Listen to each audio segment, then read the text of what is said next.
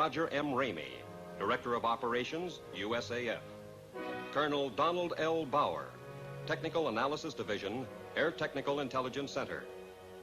And Captain Edward J. Ruppelt, Aerial Phenomenon Branch, Air Technical Intelligence Center. This is Major General John A. Samford, Director of Intelligence, United States Air Force, who conducted the conference. Why was the conference held? It all began with an incident which occurred in 1947. On the afternoon of June 24th of that year, Kenneth Arnold made the first report on flying saucers.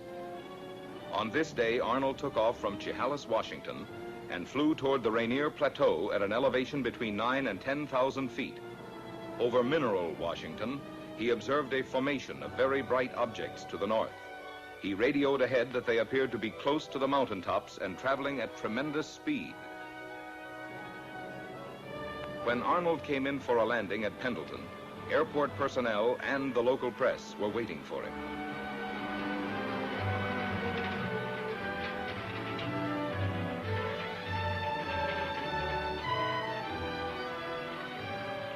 Arnold counted 9 objects in echelon formation. He observed that they had no tails and described them as saucer-shaped objects. The story was picked up by the wire services. He saw what? In the next 24 hours, virtually every newspaper in the country ran the story.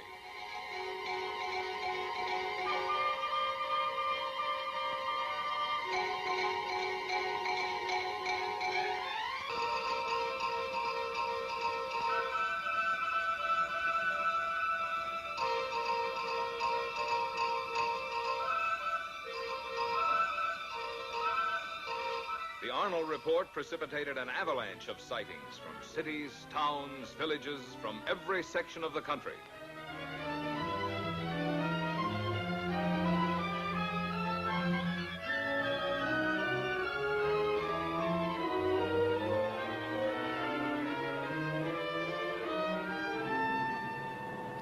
The commercial aspects of the saucer situation were not overlooked.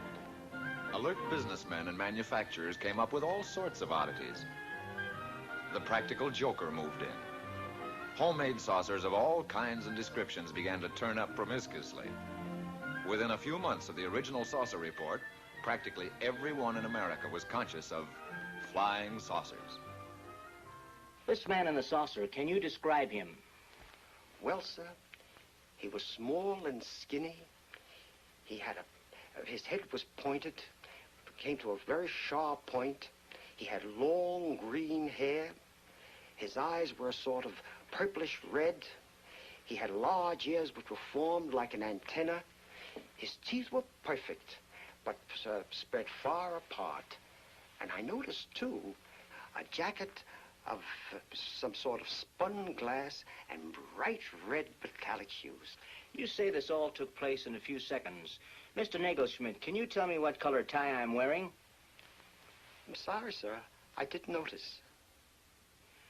You mean to say you can remember everything about this man from the spaceship, his hair, the color of his eyes, the clothing he was wearing, and yet, after all this time, you can't tell me the color of my tie? But you didn't come out of a flying saucer.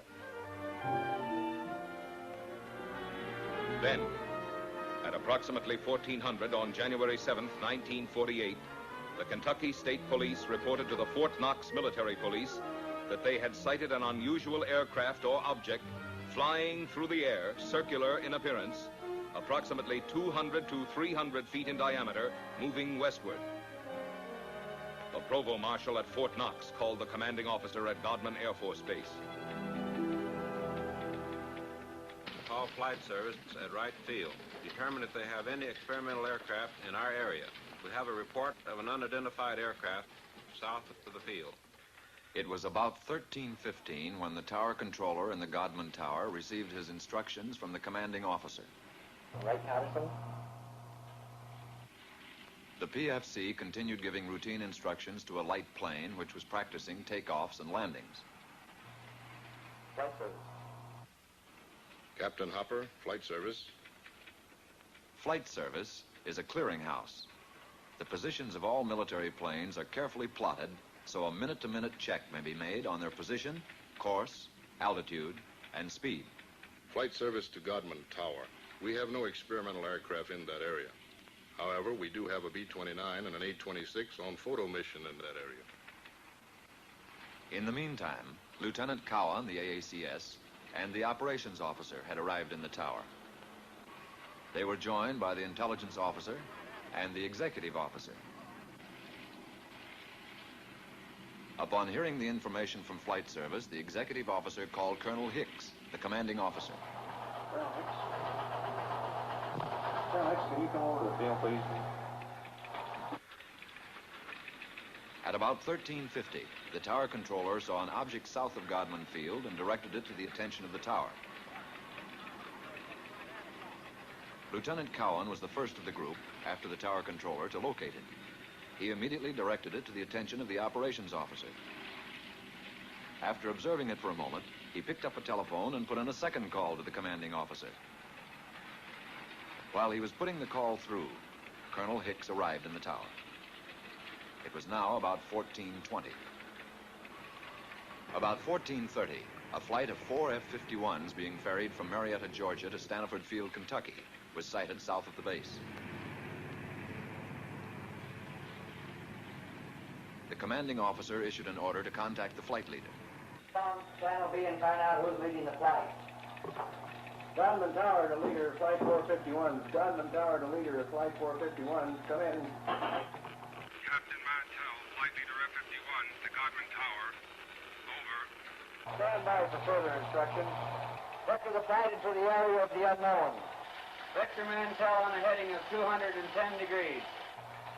Godman Tower to Captain Mantell. Come in, over. Mantell to Godman Tower. Over. Godman Tower to Captain Mantell. Investigate an unidentified object in your area. Your new course, 210 degrees. 210 degrees. Mantell to Godman Tower. Changing heading to 210. Loco, out.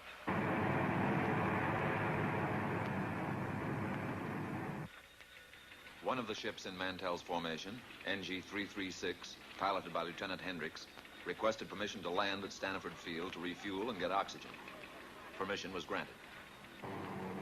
Captain Mantell and the other two planes started to climb toward the object. The second pilot made a similar request. Both wingmen refueled and, after getting oxygen equipment, took off again. Captain Mantell, flying NG-3869, continued climbing, outdistancing his wingmen. At 14:45, Mantell called the tower. Mantell to tower. I see it. Above and ahead of me. I'm still climbing. A few moments later, one of Mantell's wingmen was heard. What the hell are we looking for? After a moment, Captain Mantell made a reply. Mantell to tower. The object is directly ahead of and above me. Now moving at half my speed.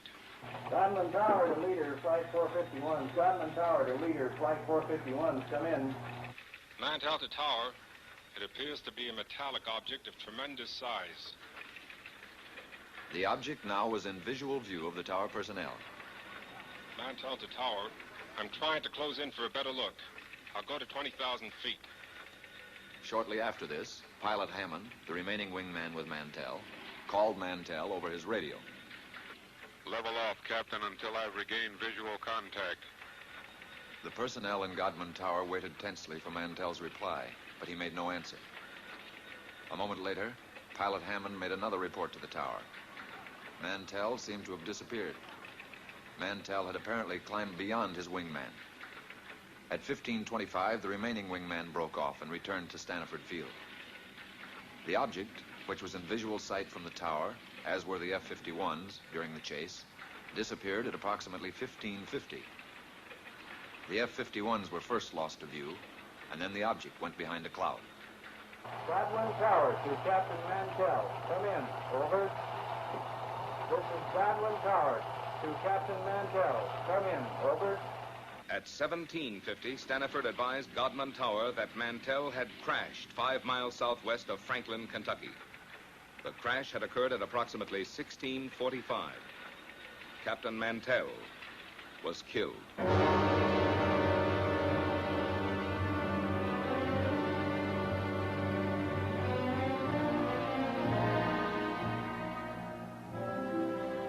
Statements were taken from all who were present in the tower during the Mantell sighting. The tower controller stated, It looked silver or metallic. the intelligence officer, It appeared to be a bright silver object. the executive officer, It was circular in shape. the AACS, A small white object in the sky. the operations officer, It appeared round and white. the commanding officer. It could be seen plainly with the naked eye. The statements were typed up for the necessary signatures as the interrogation concluded. There was one point on which there was some disagreement. Not everyone who had been present in the tower had heard Mantell when he reported over the radio that he was moving in for a better look.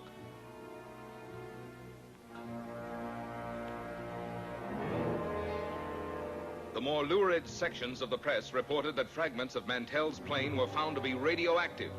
Some news sources reported that an autopsy revealed that Mantell had been killed by some kind of death ray unknown to our men of science. These reports were false. Because certain publications persisted in using a sensational approach in reporting sightings, there were increasing demands from the public for an explanation. However, the Air Force had already taken official cognizance of the flying discs. Headquarters, United States Air Forces, issued a directive for a detailed study of flying disc reports. This project received a secret classification and the code name of Sign. Department of Air Force and Department of Army letters directed all respective subordinate units to report directly to Air Materiel Command all information concerning unidentified flying objects. And so Project Sign was implemented. Trained investigators were dispatched to the exact scenes of the sightings. After thorough on-the-spot interrogations, the reports were sent on to ATIC for further analysis. Utah, Washington, Norway, Sweden, Denmark, South Korea, Ohio, New Jersey, Oregon, Philippine Island, Louisiana, Alabama, Tennessee, Kansas, Massachusetts. As an example of the credible type of sightings reported by reputable, trained observers was the report of Captain Willis Sperry. What is your full name, Captain? Captain Willis Sperry, How long with American Airlines? 17 years. What was the date of sighting? May the 29th, 1950. And the time of sighting? 9:30 in the evening.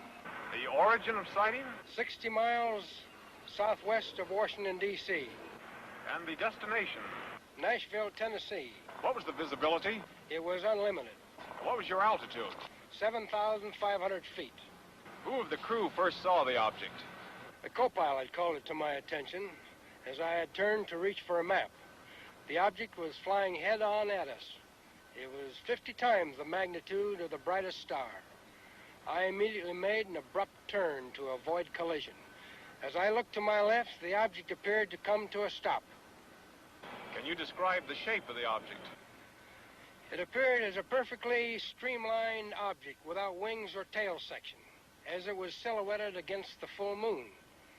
At all times, it had a brilliant, shimmering blue light in the nose. It was traveling at fantastic speed, and although it had passed off our left wingtip, it circled us in a matter of seconds and appeared off our right wing.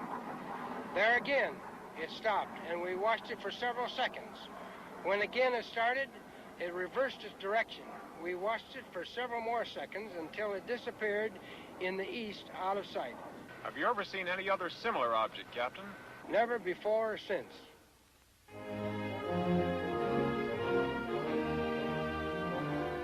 On January 9th, 1950, the press reported that Project Sign was closed.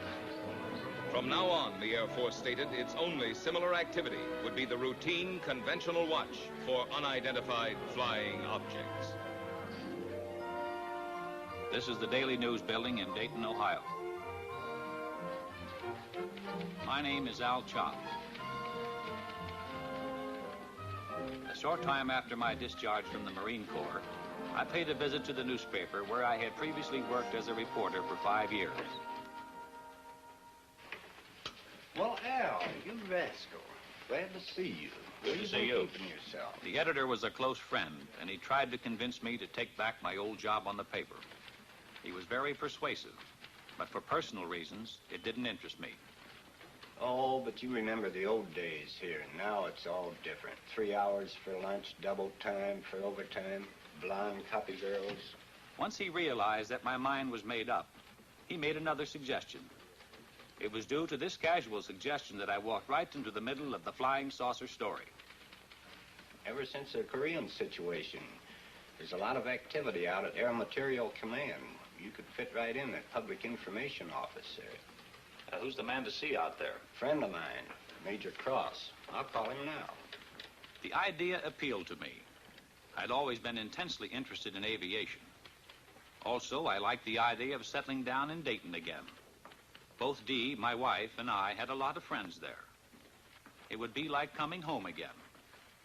The editor set up an appointment for me at Air Materiel Command. This is what I wanted, but a man never knows what he's getting into. The next day, I went out to AMC and talked to the major. He seemed satisfied with my newspaper background. I was interviewed by a personnel official who filled out the necessary papers preliminary to an Air Force security check. Full name? Albert M. Chop, C-H-O-P. Age? 35. Married?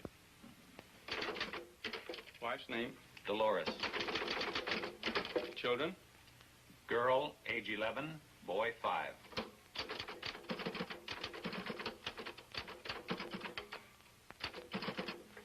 Take us to room D. Thank you. Shortly after, I went on the AMC payroll on the PIO desk. I soon shook down into the routine of the public information desk. There was a wide diversification of projects for which I wrote material. Most of it was released as newspaper copy, with an occasional article published in the magazines. wrote a piece on a portable printing press that could be set up close to the front line. These presses printed daily bulletins, which proved of great value in sustaining morale of frontline troops. I did a few pieces on helicopters, which were coming into wide use in Korea. Newsweek magazine printed this, and it also appeared in many of the country's leading newspapers. Then, one morning about 10 o'clock, I got a call from a newspaper editor in Boston. The Boston editor wanted confirmation or official information on a flying saucer report out of Sioux City, Iowa. I told the editor that Project Sign had been officially closed. He was insistent, so finally I called Air Technical Intelligence Center. No, Chop. We have no report on Sioux City or any other sighting. You people on PIO desk ought to know we've closed Project Sign. For the next couple of hours, calls came in from newspapers all over America.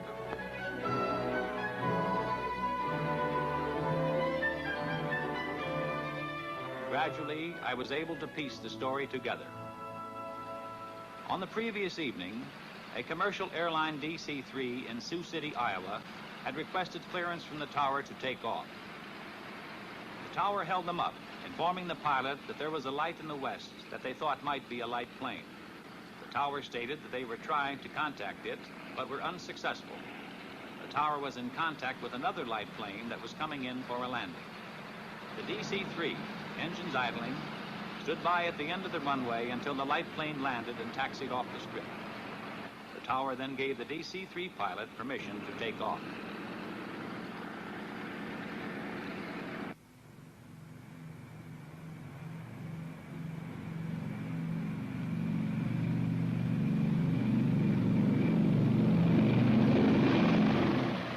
As the DC-3 climbed for altitude, an unidentified light suddenly closed in. This was the object that the tower unsuccessfully had tried to contact by radio. The tower observed this and radioed the DC-3, but the light had already been observed by both the pilot and co-pilot. Suddenly, the light accelerated and made a head-on pass at the plane, which swerved to avoid a collision.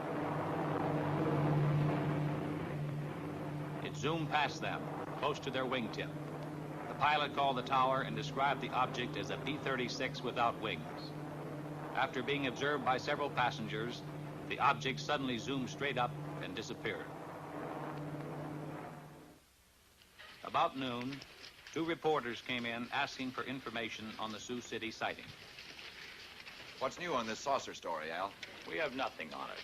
Project Sign is closed. ATIC is no longer investigating these things. How stupid can they get? How can they drop an investigation when there are things going on like this Sioux City incident?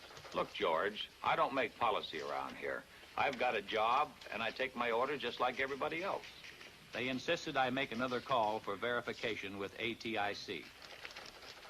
I indicated to one of the reporters to pick up the extension and listen in, so he, too, could hear.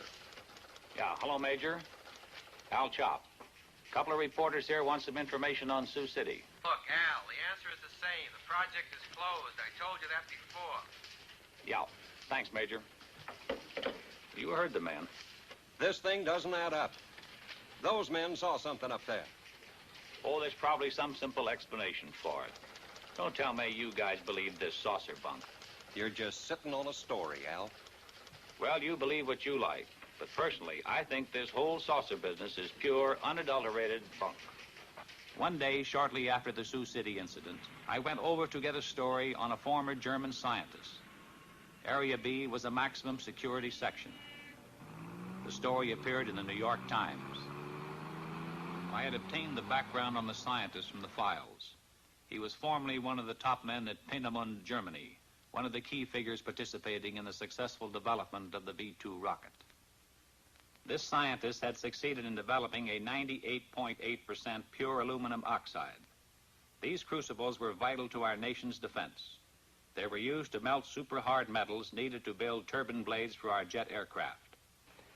Tell me, young man, what new reports are you getting on unidentified flying objects? Flying saucers? Oh, they keep coming in every once in a while, but we don't take them too seriously. Oh, no? Of course not. It must be amusing to a man in your line of work to hear about all these screwball reports. It is my firm opinion that these sightings should be investigated most meticulously. You don't believe that these flying saucers actually exist, do you? And how can you be so certain they don't, Mr. Chop? Well, I just don't believe it. Our minds should be open on all subjects. Wrong conclusions are usually the result of lack of comprehensive analysis. Of course. Well, thank you, Doctor. I won't take up any more of your time. And I'll let you read the article before I send it in. Thank you, Mr. Chop. I'll be looking forward to it.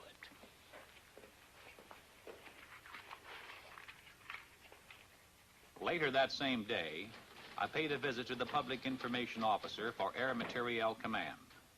It was his job to know everything that was going on. I brought up my interview with the scientist. He's a top man, isn't he, Colonel? As good as they come. We got on the subject of saucers. He seemed to lend credence to their existence. At least he doesn't deny it. Well, he's not alone in that opinion. I don't understand, Colonel. If a crack scientist thinks they could exist, why not the Air Force? Al, I'm going to let you in on something. Somehow security was breached on the code name sign. Every news agency knew that Project Sign meant saucers. On top of it, we were up to our bustle in screwball reports. Serious investigation was all fouled up. The serious investigation? Then the Air Force is still investigating these sightings? We switched the code name to Project Grudge, and the investigations continued. And what have they shown? Nothing conclusive as yet. Could these saucers be some kind of a secret weapon of ours? No. If they were, Air Materiel Command would be the first to know. How about a device from a foreign country? We know they're not. What is your opinion, Colonel? I don't have any opinion, Al. A short time later, I was promoted to chief of the press section. From then on, there wasn't a moment when I didn't have at least one reporter hounding me for information on saucer sightings. Got a question, Al. Boys down at the office would like an honest answer. Project Sign is closed, right? That's right.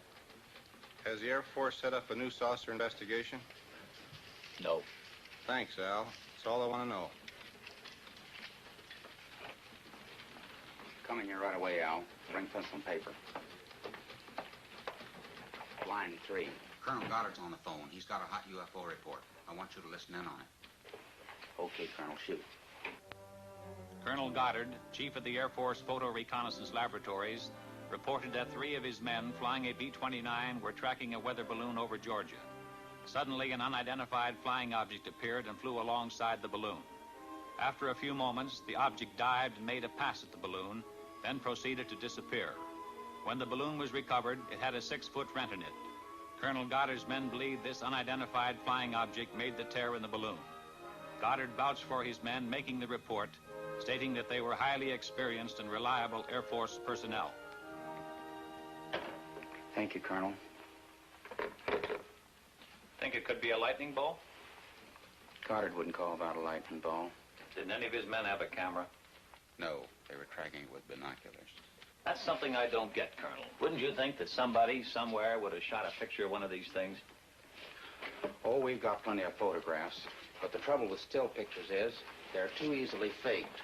What about a motion picture? Could that be faked? Oh, trick shots are possible, but not without complicated and expensive laboratory equipment, highly skilled men. Even then, motion picture experts could easily determine fakes. That eliminates some joker faking a piece of motion picture film in his garage. It'd be practically impossible to get away with that. Well, I guess that's why you have no movies of them, Colonel.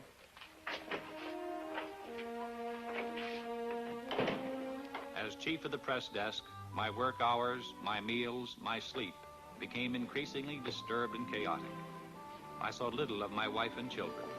Chip, my son, was at this time making periodic visits to a doctor in Dayton. How's Chip? I feel more hopeful with the new specialist. You look tired. Since you've gotten this new job, the children don't know their own father anymore. Yeah, sometimes I wish I were back on the newspaper. I was talking with Mrs. Collins today. She tells me her husband's cousin works with a man who swears he saw a flying saucer. I thought I told you that term was taboo in this house. Do you really think they might be from Mars or someplace? Look, honey, don't you get like the rest of those screwballs that I have in my hair all day. Every time some kid flies a kite, 50 different people see spaceships. Come on, let's get to bed. A few days later, the colonel and I were talking over routine press releases on a new type transport plane, when suddenly the colonel veered off at a tangent. By the way, there's a magazine fellow coming out here from New York to do a story. I want you to set up appointments with the people he'll want to see. Right. What magazine is he representing? Life. What are they after? He's going to write a piece about unidentified flying objects. Are you serious? Life was given clearance by the Air Force Commanding General. How come? When the General Staff makes a plan, they have the whole picture in view. We here at Dayton see only a smaller section. Pentagon has its reasons. Very good ones, most likely.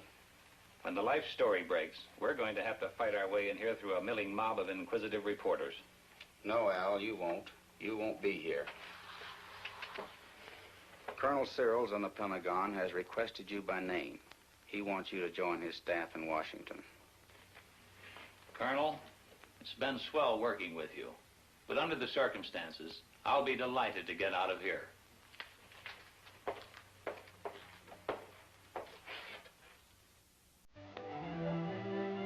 On my arrival in Washington, I was assigned to Air Force Press Desk, room 2E765 at the Pentagon. My last official act at AFC had been to arrange the conferences and briefings for Life magazine. I was in Washington only a short time when Look magazine submitted the galley proofs of their saucer article to my desk. I put the Look article through to security review. Now I felt free to settle down in my new job.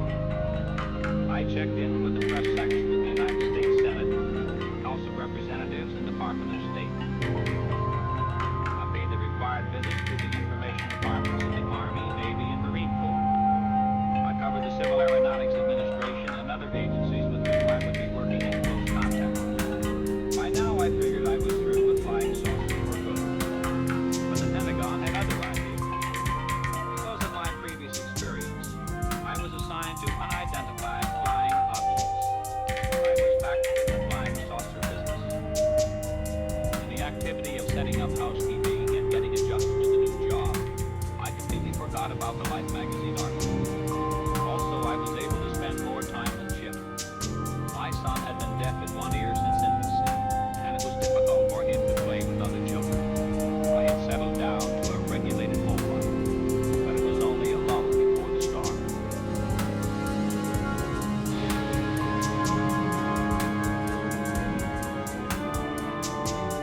On April 7, 1952, Life hit the newsstand for the saucer story. The question, if anyone ever had any doubt about it, was forcefully answered.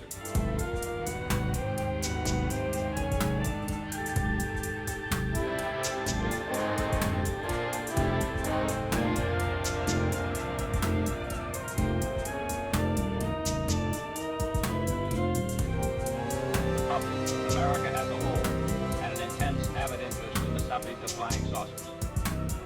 The first few days following the Life story were chaotic. Naturally, my desk was an exposed point, and I was under incessant barrage by news. Shortly after the Life story, Look's coverage of saucers hit the news station. Their story featured a saucer map, including a statement by the commanding general, U.S. Air Force, Hoyt Vandenberg. Vandenberg stated, The Air Force is interested in anything that takes place in the air. This includes the aerial phenomenon commonly known as flying saucers. Many of these incidents have been satisfactorily explained. Others have not. Project Grudge was expanded and augmented. The classified name Grudge was dropped. The new code name for the UFO investigative project was Blue Book. The General appointed Captain Edward J. Ruppelt of ATIC at Wright-Patterson as officer in charge of Project Blue Book. Ruppelt's department was designated as Air Phenomenon Branch Air Technical Intelligence. At Ruppelt's disposal was a large staff of distinguished scientists, both military and civilian. One day, Major Dewey Fournay of Current Intelligence Branch sent for me. Will you come in here a minute, Al? Major Fournay was intelligence technical analyst and UFO monitor. Thanks, Captain. Al, I just got a call from Captain Ruppelt. A Navy photographer named Newhouse has made a sighting near Tremont in Utah. He got some UFOs on film. Motion pictures? Motion pictures. This film should prove interesting on a comparative basis. Comparative with what? With the Montana film. ATIC's had it for some time over at Dayton. You mean ATIC has had motion pictures? Why wasn't I told about it? You're being told about it now. Can I see these films? Ruppelt has the Newhouse film. It's back at Dayton being processed and analyzed. But I can show you the Montana film. This film was shot August the 15th, 1950. It was taken in Great Falls, Montana by Nick Mariana. Immediately after we were notified of the sighting, we sent an intelligence man to get a first-hand report. My name is Nick Mariana. For the past 6 years, I've been the general manager of a minor league baseball club called the Electrics. We play out of Great Falls, Montana, and are a farm club of the Brooklyn Dodgers. On August 15th, 1950, at Legion Ballpark in Great Falls, Montana, after a couple of hours in the clubhouse office, I went up into the grandstand to call the groundskeeper.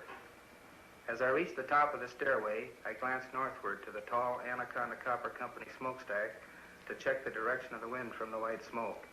Force of habit, I suppose, because our outfielders use it as an indicator on defensive play. As I looked up, I saw two silvery objects moving swiftly out of the northwest. They appeared to be moving directly south. The objects were very bright and about 10,000 feet in the air. They appeared to be of a bright, shiny metal, like polished silver. Both were the same size and were traveling at the same rate of speed, which was much slower than the jets which shot by shortly after I filmed the discs. Suddenly, they stopped. It was then I remembered the camera in the glove compartment of my car. I raced downstairs, yelling for my secretary, Miss Virginia Ronick. The distance from the top of the stairway to my car is about 60 feet, and I must have made that in about 6 jumps. I asked my secretary if she saw anything, and she said yes, 2 silvery spheres. I unlocked the glove compartment of my car, took out the camera, turned the telephoto lens on the turret into position, set the camera at f/22, picked up the objects in the viewfinder, and pressed the trigger. The discs appeared to be spinning like a top and were about 50 feet across and about 50 yards apart. I could not see any exhaust, wings, or any kind of fuselage. There was no cabin, no odor, no sound, except I thought I heard a whooshing sound when I first saw them. As the film clicked through the camera, I could see the objects moving southeast behind the General Mills grain building and the black water tank directly south of the ballpark. I filmed the objects until they disappeared into the blue sky behind the water tank.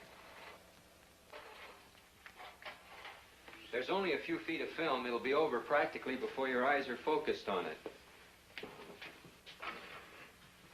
Now remember, there's only a few feet of film, so watch closely. I still had my doubts, but I must admit I felt an excitement about seeing actual motion pictures of unidentified flying objects for the first time. Ready? Ready.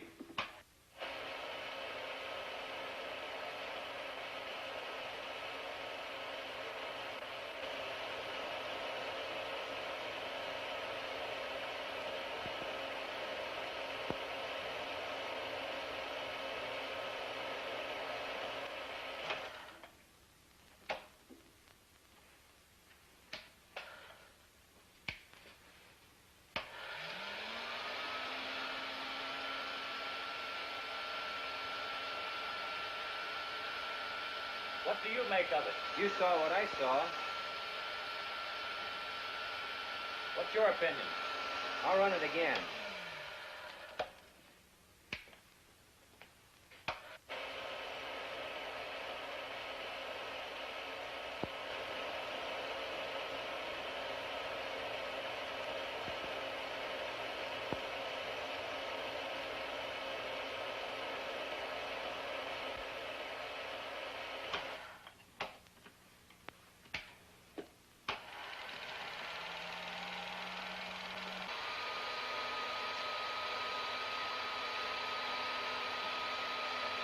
Do you have a transcript on Mariana?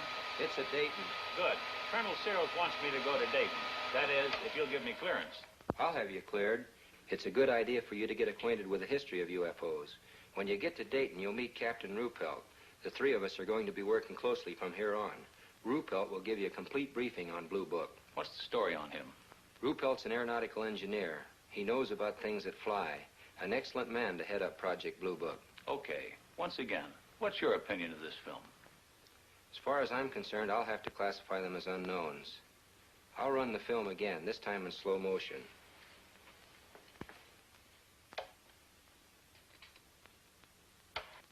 This time I strained my eyes to study the film. The Air Force analysts, by measuring the angular velocity of the objects and by computing their speed, had determined that they were not balloons.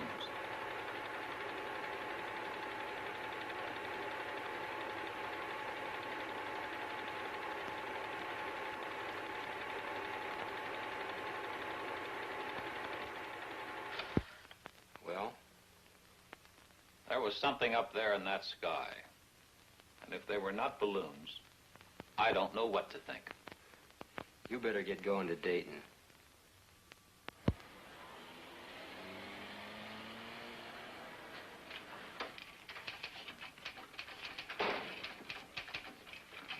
Yes, sir. May I help you? I'll chop to see Captain Ruppelt. Captain's right over there, sir. Thanks. Captain Ruppelt, I'm Al Chop. Have a seat, sir. Major Fernay lured me you're arriving. You've got the green light here. Where would you like to start? As a springboard, I suggested that he brief me on the general outline of how the organization handled reports on UFOs. Ruppelt began to fill me in on the baffling saucer problem, including a breakdown on the reported sightings supplemented by graphs. There were literally hundreds of cases where Air Defense Command pilots had attempted to intercept UFOs. There were sightings where UFOs had been tracked by ground radar, airborne radar, ground observation, and combinations of all these elements. I accompanied intelligence officers on investigations. I witnessed the difficulty in breaking down and gaining the confidence of those who were reluctant to talk about their experiences for fear of personal ridicule and embarrassment. Others were cooperative. I observed the technique of thorough interrogation used by Blue Book's analysis and investigative staff. In almost every case, I heard the same words used to describe the sighting. These words were lights and metallic objects. There were reports by reliable, competent observers, including high-ranking Air Force and Navy flyers, civil engineers, and scientists. I learned that the staggering total of over 3,500 reports had been received. Quite a few of these sightings are unsolved. Approximately 85% of the sightings are designated as solved. According to this document, 14.3% of all sightings are officially designated as unknown. The newsmen keep hitting me with the unsolved cases. Anyway, solved is a big word. How do you solve them? There's nothing hit or miss about it. I'll show you.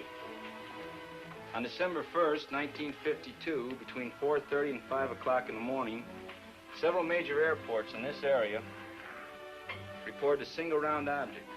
It was flashing, first white, then white-orange, then amber. It was observed northwest of this central point at an angle of 15 degrees above the horizon. Remember that 15 degrees. It's important. Reports arrived here from Teterboro Airport, Westchester Airport, Newark Airport, LaGuardia Airfield, Idlewild, and Mitchell Field. This flashing sphere of light was also observed by an Eastern Airline pilot who radioed in his report. Various observers at all these airports watched the object through high-power binoculars. When the report arrived here, we checked the weather in that area with Air Force Weather Bureau. That night, at that time, there was no temperature inversion. We got in touch with Navy Balloon Project Center at the University of Minnesota. That gave us an exact schedule of balloons released from that center. We got similar information from every other point where weather balloons are released through Air Force Balloon Plotting Center at Lowry Field, Denver. We contacted Air Force Weather for wind conditions and velocity at the altitude of known balloons. A precise computation of balloons in the air and known wind conditions definitely removed balloons from the picture. We checked with flight service to determine if any aircraft were in the vicinity on the bearing at that time. There were no aircraft. And still this thing was up there all the time, being observed by various personnel from airfields all over that area? Correct, and they were seeing it.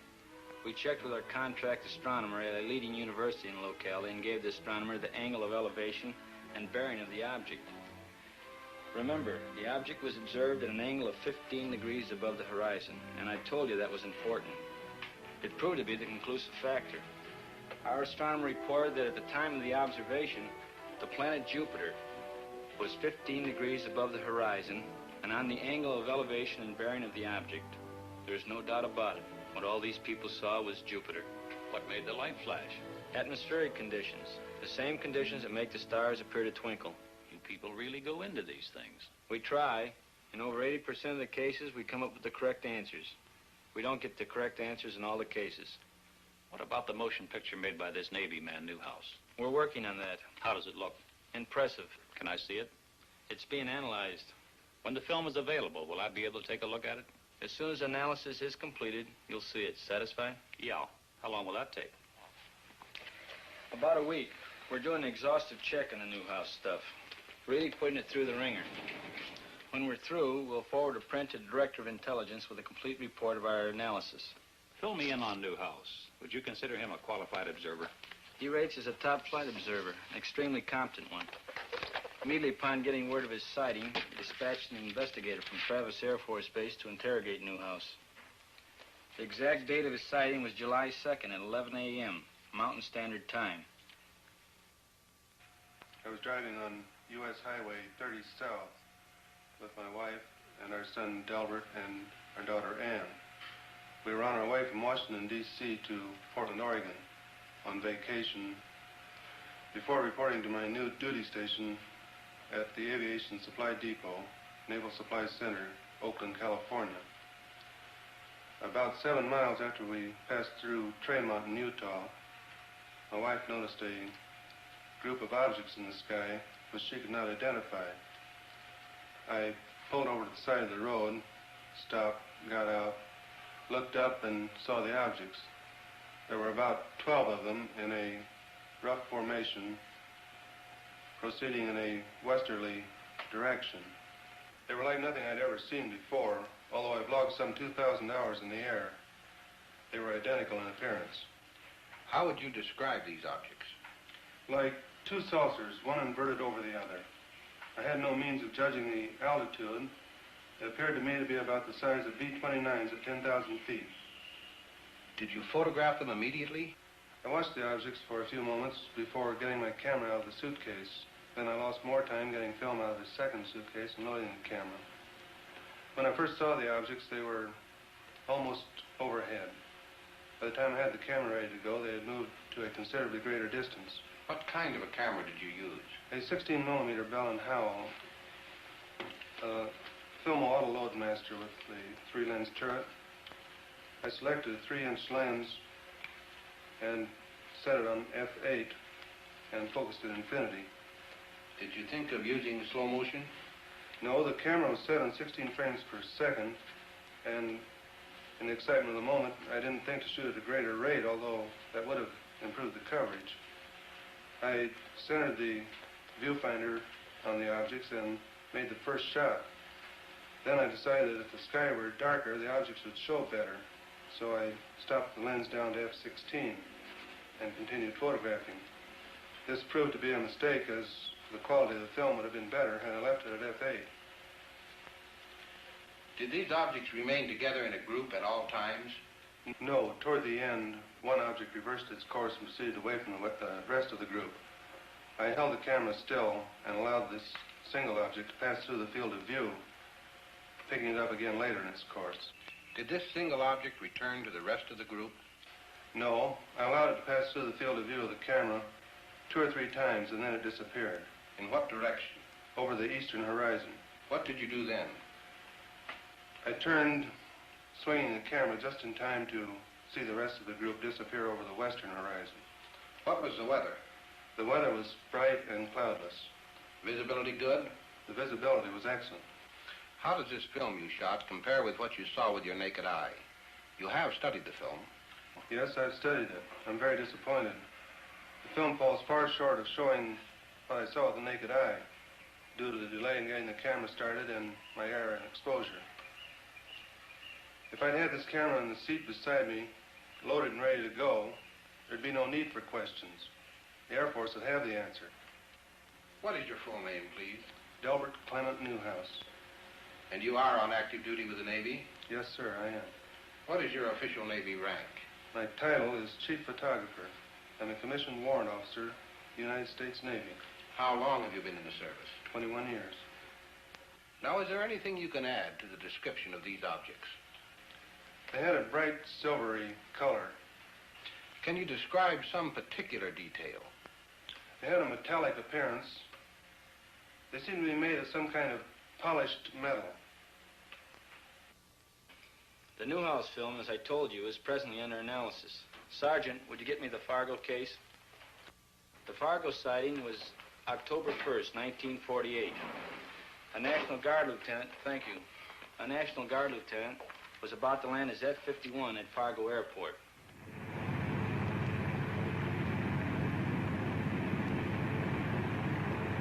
Captain Ruppelt gave me the details from the record. The pilot, after a routine patrol flight, was cleared by the tower to land when he asked, "Anything in the way?" There's a Piper Cub below you. Nothing else in the air. I see the Piper Cub. I see another light about 1,000 yards ahead of me. It looks like the tail light of a plane. I can see you, but I can't see the light you're observing. the pilot told the tower he could see it and was going to close in and try to make identification.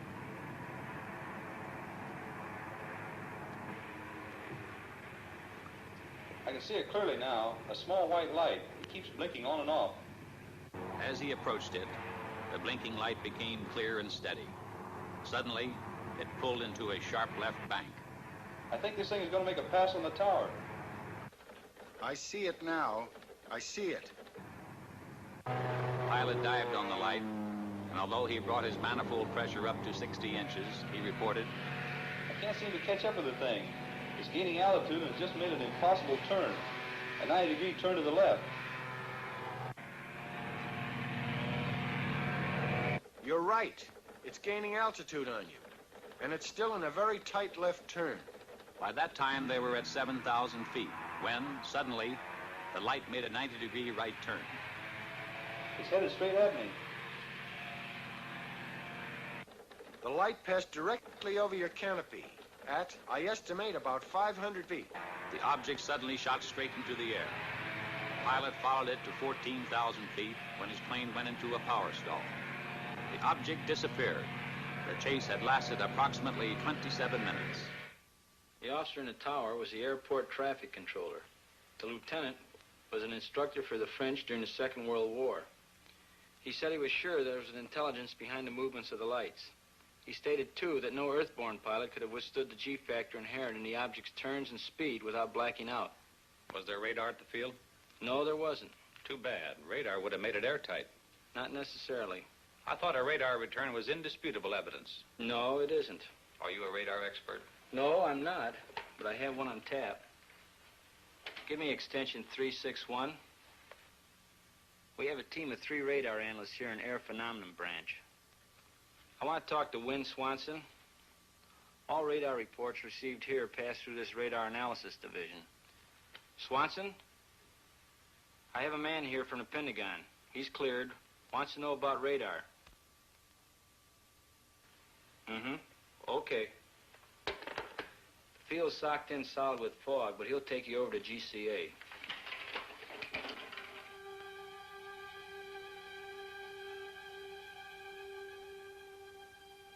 This is ground control approach. With zero visibility, GCA picks up the aircraft coming in, and by means of the pips on their scope, can talk them into a landing. Now this scope here gives the aircraft in the area. This scope here tells you whether you're to the right or the left of the landing strip, and that one there tells you whether you're too high or too low. Now the next scope is the same as this one, except that it gives you more accuracy. Patterson, GCA. This is Air Force 2162, past Fairfield, fan marker inbound. Request landing instructions. There you can see him on the screen. And you can track him all the way in. He's flying blind.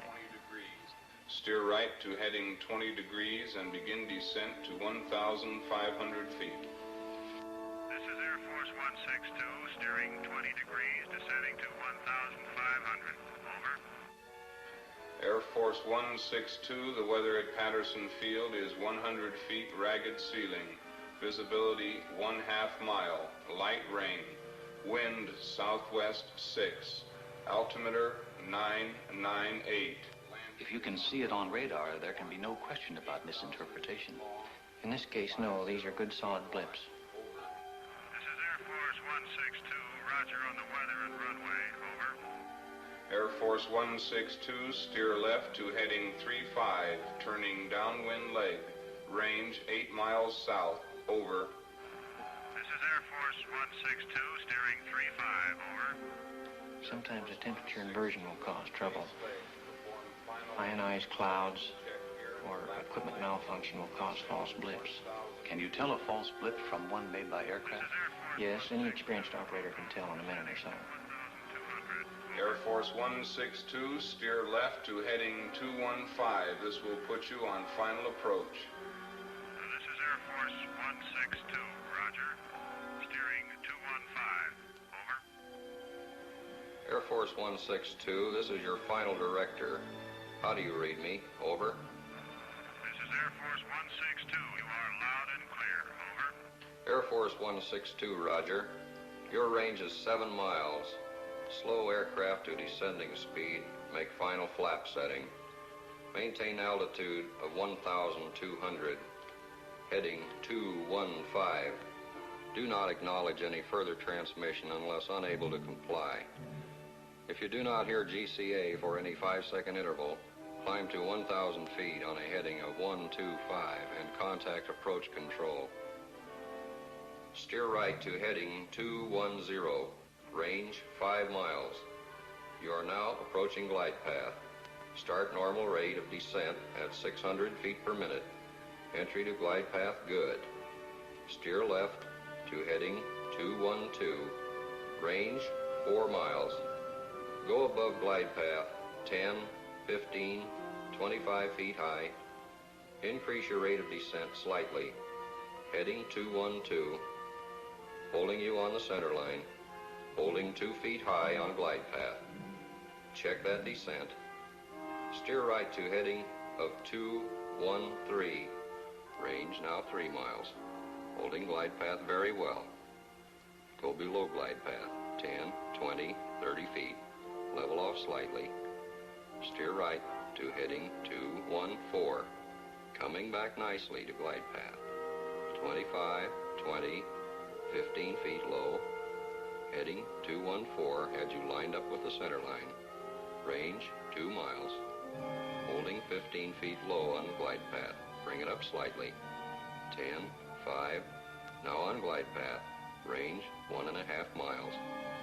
Heading 214 on glide path. Steer left to heading 213 over the end of runway on center line. On glide path as you approach point of touchdown. Touchdown in 3 seconds. If you cannot see the runway, pull up and climb to 1,000 feet, heading 125.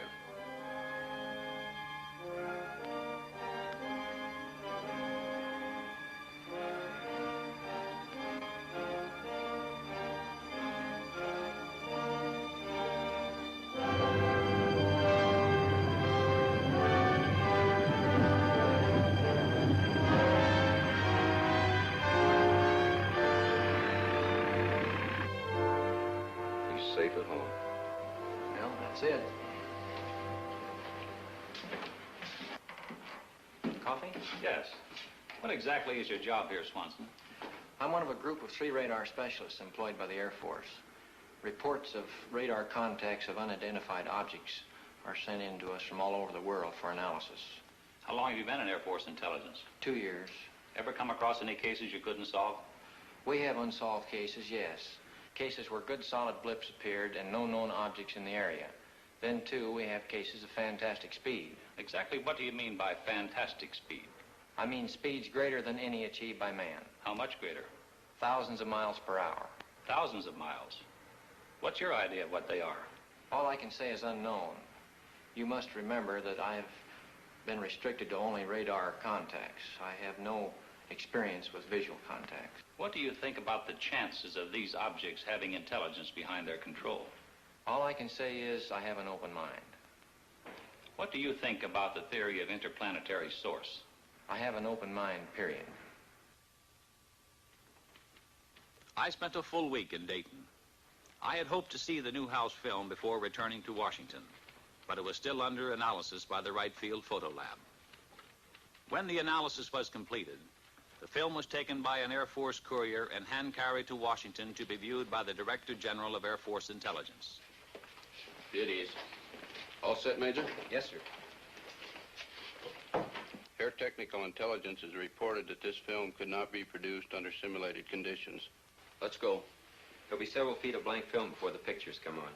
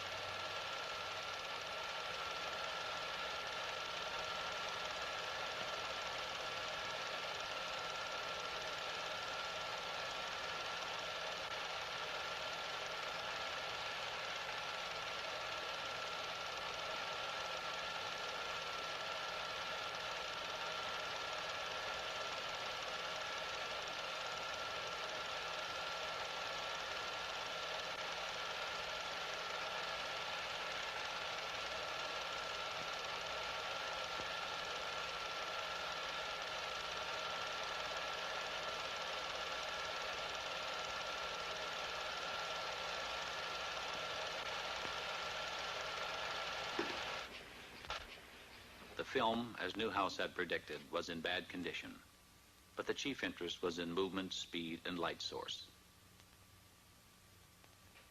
After a moment, the general asked to see it again.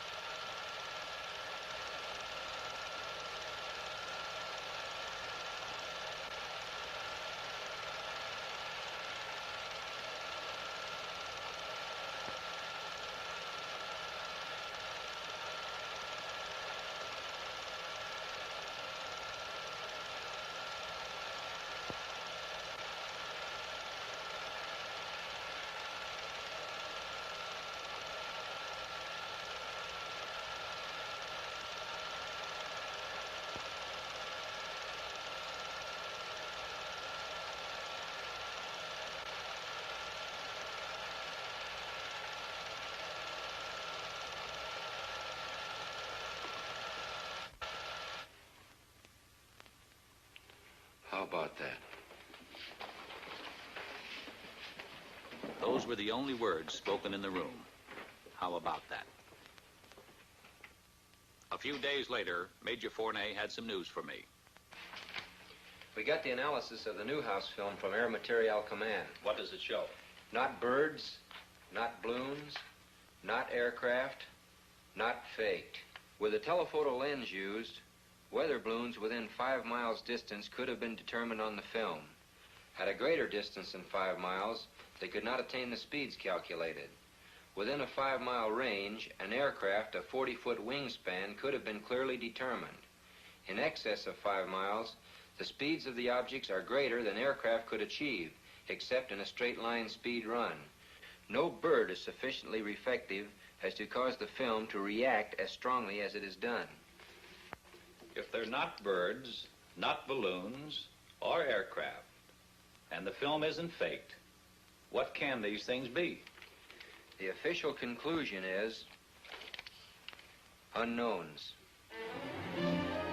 The Newhouse film was only the overture. A few minutes before 1 a.m., July 20th, 1952, the curtain on the first act of the Washington drama went up. The unknowns moved in for the first time over the national capital. I had always regarded myself as a man with an intuitive nose for news. So, through the first Washington sighting, while the saucers hovered over the city, I was in bed, sleeping soundly through it all.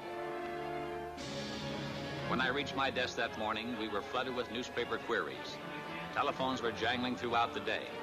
Irate editors from all over the country were insistently demanding more specific information. Newsmen from the wire services, reporters from local and out-of-town newspapers were hemming me in, belaboring me with questions for which I had no answers. For the first couple of hours, we at the press desk had a terrible time getting the story straight ourselves. But bit by bit, I managed to piece it together. There had been both visual and radar contacts. Andrews Field, the Air Force installation, had radar returns similar to those on the CAA radar. Jets had been scrambled in an attempt to make an intercept of the UFOs, but they had not been successful. The week after the Washington saucer sighting was a mad, chaotic one. The story was headlined from coast to coast. As the PIO man assigned to answer saucer questions, I had been under an incessant barrage of inquiries day and night by newsmen. I could get no sleep, no rest at all. Among other things, the Washington Daily News published an interview with Harry G. Barnes, Senior Air Traffic Controller, Civil Aeronautics Administration.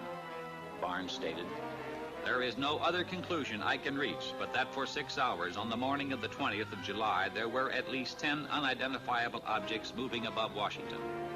They were not ordinary aircraft. I could tell that by their movement on the scope. I can safely deduce that they performed gyrations which no known aircraft could perform. By this I mean that our scope showed that they could make right-angle turns and complete reversals of flight. Nor, in my opinion, could any natural phenomena account for these spots on our radar."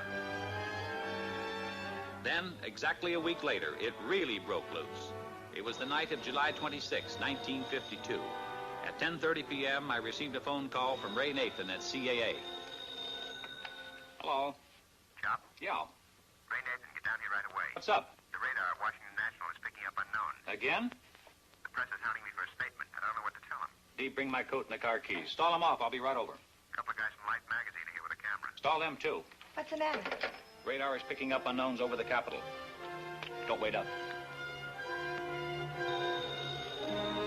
At 11:10 p.m., Major Forte received a call from Lieutenant Colonel Thomas, Air Force Intelligence Duty Officer at the Pentagon, informing him of what was going on at Washington National. As I raced to the airport, I kept glancing up through the windshield, expecting to see the things, but everything seemed normal.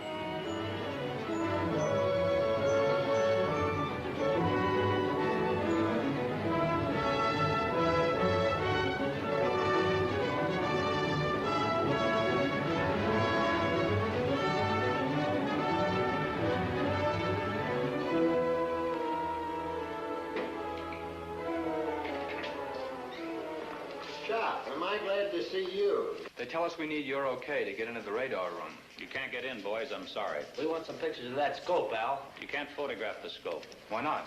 It's under security measures, classified wavelength, classified code names. Here we are in the biggest story in history, and you're keeping us out. Sorry, but that's the way it's got to be. Then we're going over your head, Al. Colonel Dick Searles. You can reach him at Metropolitan 89898.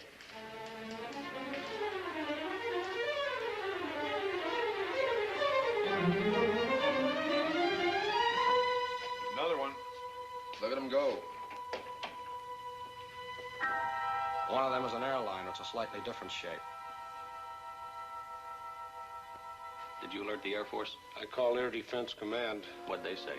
They're scrambling a couple of jets. Same as last week? Uh-huh. Could this be caused by temperature inversion? Inversion? That is an inversion, and it's different than the ground clutter we pick up. Did you call the Air Force Command Post at Pentagon? No, we work through Filter Center. I'd better call them.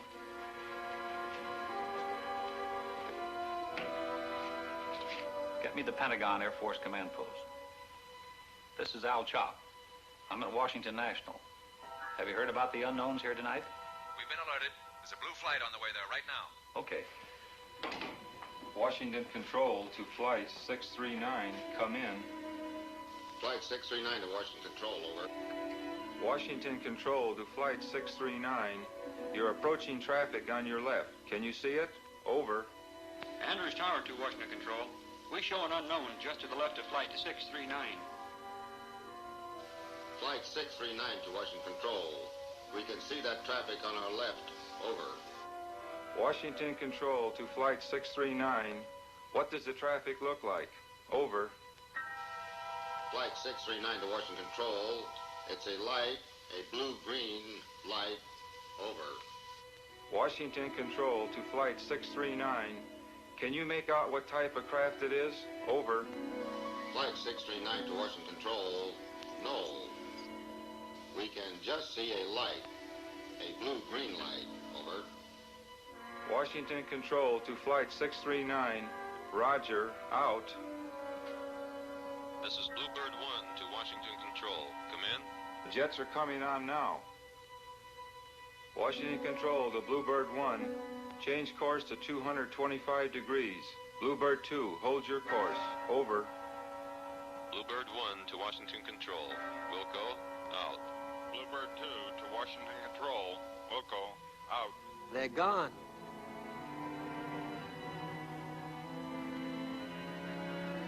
Andrews Tower to Washington Control. All our unknowns vanished shortly after the jets appeared. Do you still have any of the unknowns? Over. Washington Control to Andrews Tower. The same thing happened here. Out. Washington Control to Bluebird 1. All the unknowns have disappeared.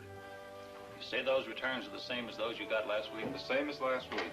At this point, Major Fournet arrived with a Navy electronics intelligence officer. Gone? Like that. As soon as the jets came on the scope, the unknowns left. Bluebird 1 to Washington Control. We're going back to the base and refuel. Can't see anything around up here. Visibility is good. Over. Washington Control to Bluebird 1. Roger. Out. Were they good returns? Good returns. Has the set been checked for malfunctions? The radar equipment is in perfect operating order. They're back. Andrews Tower to Washington Control. They're back. Just as the jets left our scope. They dropped back in again out of nowhere. You got them? Over. Those blips are solid. They're good and solid. Washington Control to Andrews Tower. Same thing happened here. Give me the Pentagon command post. They're all over the scope. 2 in the northeast quadrant, 4 in southeast quadrant, 3 in southwest quadrant, 3 in northwest quadrant. Over. This is Major Fournet calling from Washington Control. Radar is picking up 14 unknowns again. The chief controller tells me the unknowns disappeared from the scope as soon as the jets came in and were picked up again when the jets left. The Navy electronics intelligence officer confirms that the unknown blips are good and solid. I recommend a couple of more jets be sent up immediately to investigate. Yes, sir. Andrews Tower to Washington Control. That's the way we had them. One just moved from the northwest quadrant into the southeast quadrant. It stopped over the White House. They're scrambling a couple of more jets. Washington Control to Andrews Tower. Roger on the change. Now it's moving back. Do you get it? Over. It's back in the northwest quadrant. Over. Washington Control to Andrews Tower. Roger. We've got a scramble out. What are those? Slight temperature inversion. You can see the difference in the returns. One strong, the other weak. These unknowns are solid objects. Red Dog 1 to Washington Control. We're approaching the area. Over. Washington Control to Red Dog 2. Change course to 265 degrees. Washington Control to Red Dog 1. Change course to 114 degrees. Over. Red Dog 1 to Washington Control. Wilco, out. About 4:30 a.m., Major Fournet received a long-distance telephone call from Robert Ginna of Life magazine. He wanted permission for his people to interview the pilots of the first scramble at Newcastle. Major Fournet decided that under the circumstances it would be wise for him to take the call. Washington Control to Red Dog 1. Change course to 315 degrees. Over. Red Dog 1 to Washington Control. Washington Control to Red Dog 1. Come in. Red Dog 1 to Washington Control. Over. Andrews Tower to Washington Control. Our scope shows Red Dog 1 is right in the middle of the unknown. Washington Control to Red Dog 1. Can you see anything to the side or to the front of you? Over. Red Dog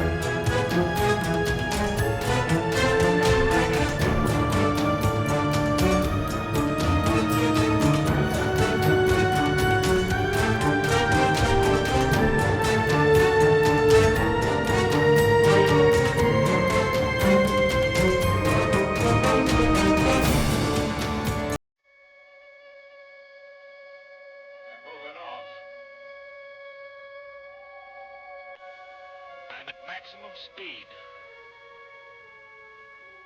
They're going away.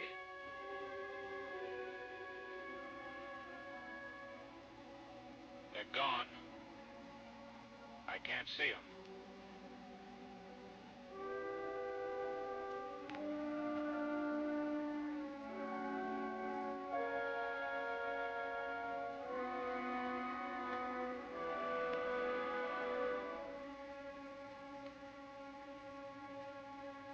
Red Dog 1 to Washington Control. I've been given permission to return to base. Over. Washington Control to Red Dog 1. Roger. Out. At 6 a.m. that same morning, I called Lieutenant William Patterson, the pilot of Red Dog 1, who had made visual contact with the unknowns. He could add nothing more to what he had reported to us over the intercom. Later that same morning, the White House placed a call to the Pentagon. Captain Ruppelt, who had flown in from Wright-Patterson and who was only beginning his analysis of the sighting, got the call from the White House. Yes, sir. It appears to have been caused by temperature inversion. Yes, sir. We've had cases where radar blips have been caused by temperature inversion. This was Captain Ruppelt's report to President Truman. But Captain Ruppelt had not been present at the Washington sighting. It wasn't until later that he learned there had been both visual and radar contact with the unknowns on that night. On Monday morning, an avalanche of calls from newspapers throughout the nation jammed the trunk lines at the Pentagon. The relentless pressure continued. We admitted radar contacts from the 3 surrounding airfields. When did the saucers first appear? 9 p.m. How long were they under observation? 6 hours. How many were there? 14. Could the pilot see any details? No.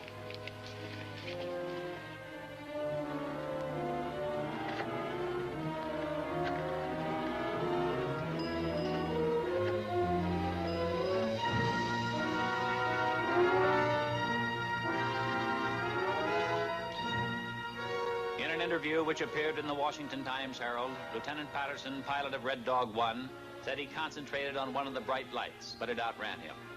I tried to make contact with the bogies below 1,000 feet, Patterson said. I saw several bright lights. I chased a single bright light. I was at my maximum speed. I ceased chasing it because I saw no chance of overtaking it. Under the insistent demands from the nation's press and the accumulating pressure of the public, the Chief of Staff set up a press conference at the Pentagon. I was present when General Sanford spoke for the newsreel cameras. Air Force interest in this problem has been due to our feeling of an obligation to identify and analyze to the best of our ability anything in the air that may have the possibility of threat or menace to the United States. In pursuit of this obligation, since 1947, we have received and analyzed between 1,000 and 2,000 reports that have come to us from all kinds of sources. Of this great mass of reports, we have been able adequately to explain the great bulk of them, explain them to our own satisfaction. We've been able to explain them as hoaxes, as erroneously identified friendly aircraft, as meteorological or electronic phenomena, or as light aberrations. However, there have been a certain percentage of this volume of reports that have been made by credible observers of relatively incredible things. It is this group of observations that we now are attempting to resolve. We have, as of date, come to only one firm conclusion with respect to this remaining percentage, and that is that it does not contain any pattern of purpose or of consistency that we can relate with to any conceivable threat to the United States. We can say that the recent sightings are in no way connected with any secret development by any agency of the United States.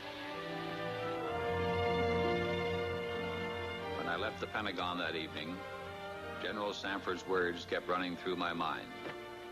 Credible observers of relatively incredible things.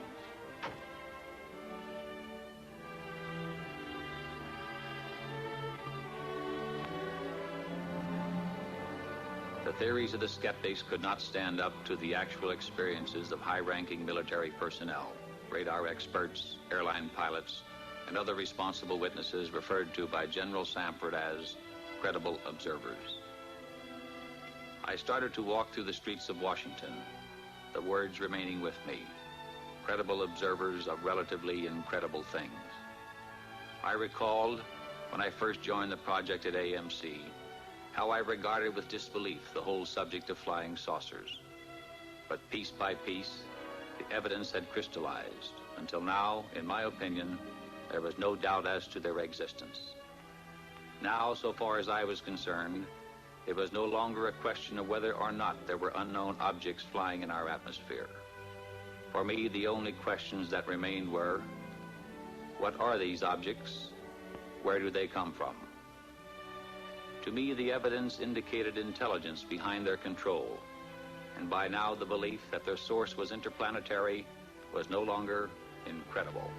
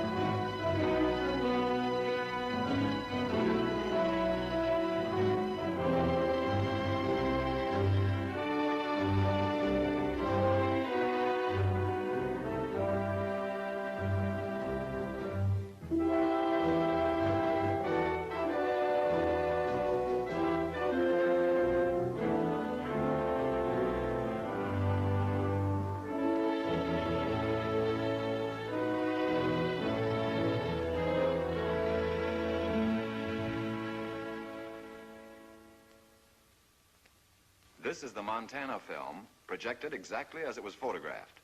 The objects are moving against a 25 to 28 mile an hour wind.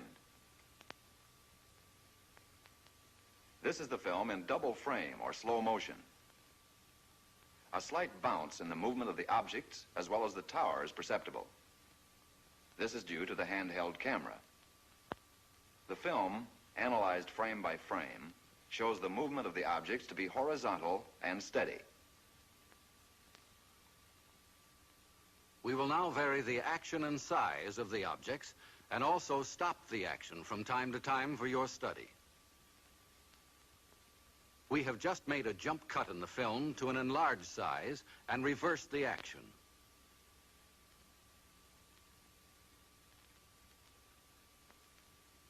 You are now seeing the objects exactly as they were photographed, but from a closer perspective.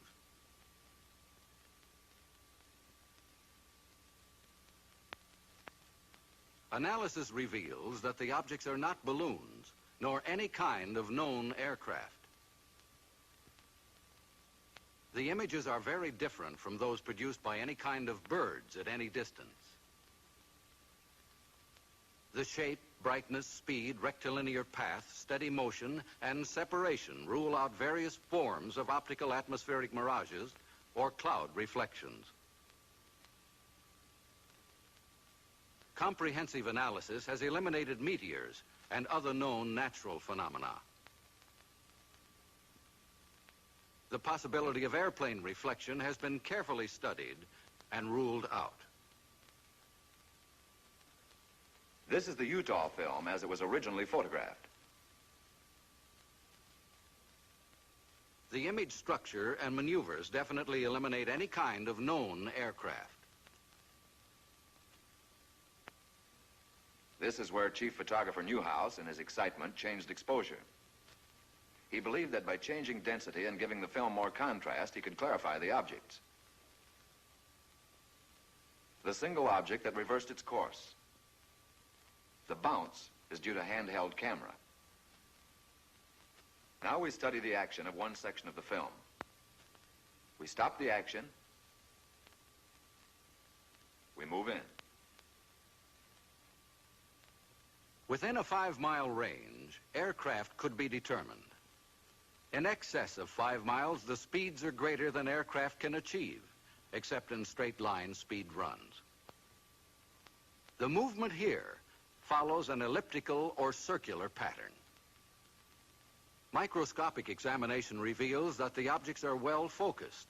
Their size varies from 1/6 to 1/10 the size of the moon, as it appears to the naked eye.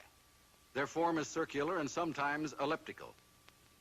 This fits the commonly used flying saucer description. Observe the object in the upper left corner. We move in to study the action. The object upper left will go out of frame on widescreen projection.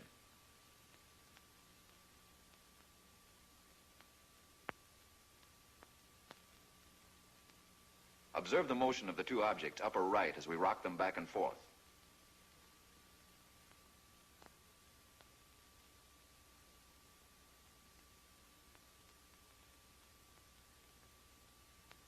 Now we move over and up on the frame to make a closer study of the object in the upper left corner.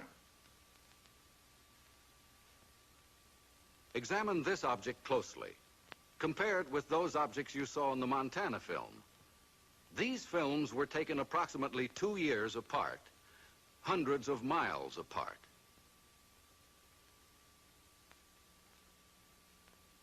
We drop back to the original perspective and resume. Now the section of the film where photographer Newhouse changed exposure. Weather conditions, together with the persistence and motion of the formations, eliminate the possibility of atmospheric mirages. Photogrammetric experiments have shown that the images cannot be associated with any kind of birds at any distance. Stop. Now forward again.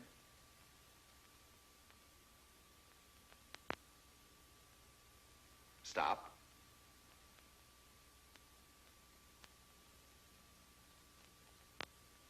We drop back to original perspective.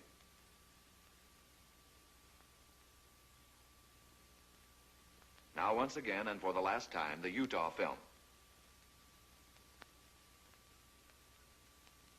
The objects cannot be associated with any known balloon observations. For the last time, the Montana film.